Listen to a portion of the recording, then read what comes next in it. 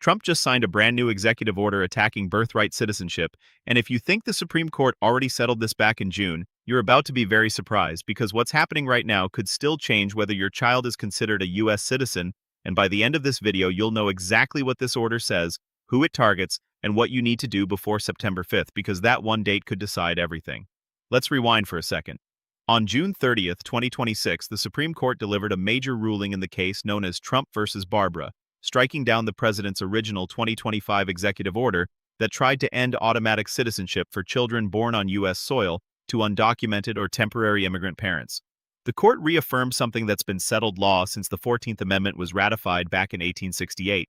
that if you're born on American soil, you are a citizen, period, regardless of your parents' immigration status. Immigrant families across the country breathed a sigh of relief, lawsuits were dropped, nationwide injunctions were celebrated, and most people assumed this fight was finally over. But here's the twist nobody saw coming, and it's the reason you're watching this video right now. Just 5 weeks later, on August 6, 2026, President Trump walked into the Oval Office and signed not one but two new executive orders that once again target who gets to be recognized as a citizen at birth, and this time the approach is different, which is exactly what makes it so confusing for families trying to figure out where they stand.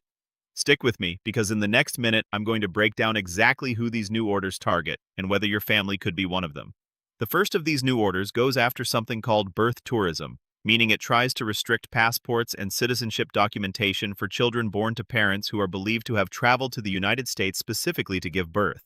The order carves out exceptions, excluding children of foreign government employees stationed here, and cases already flagged for citizenship fraud.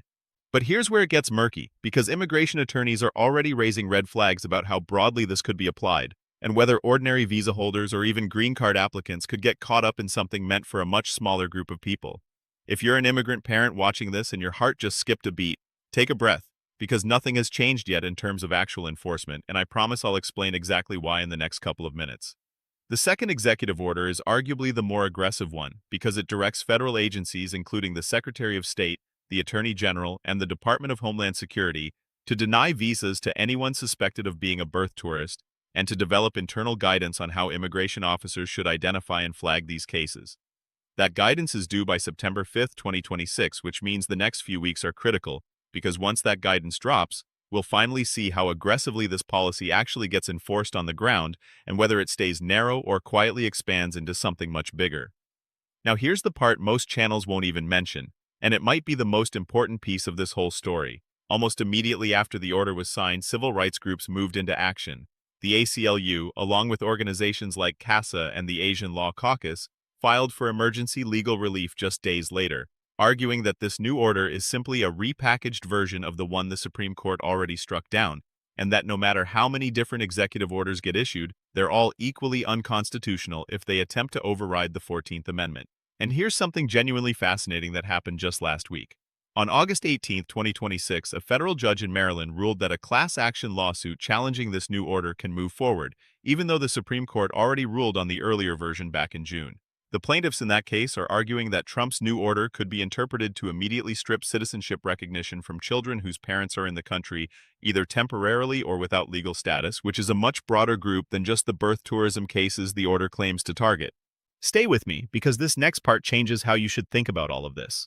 Separately, a challenge was also filed directly with the Supreme Court just days after the order was signed, with attorneys making the case that the administration cannot simply keep issuing new orders every time an old one gets struck down, because at some point that becomes an endless workaround of the Constitution rather than a legitimate policy debate. Think about that for a second. If this argument wins, it wouldn't just affect this one order, it could set a precedent limiting how the executive branch handles citizenship policy for years to come. So where does this actually leave you and your family right now, today, in August 2026? Here's the honest answer, and I want to be straight with you instead of just telling you what sounds good.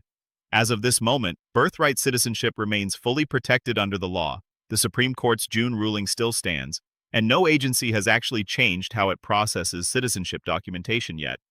But that could shift the moment the September 5th guidance is released. So if you or someone in your family has a child who was born in the United States, and either of the parents was here on a temporary visa, undocumented status, or as a foreign visitor, you need to be paying close attention to this over the next few weeks, not months from now, when it's already been decided without you knowing. My honest advice, And this is something an immigration attorney would tell you too, is to keep every document that proves your child's birth on U.S. soil, hospital records, birth certificates, social security documentation, everything, organized and easily accessible, because if agency guidance does expand enforcement, having that paperwork ready could make all the difference in avoiding unnecessary delays or complications for your family.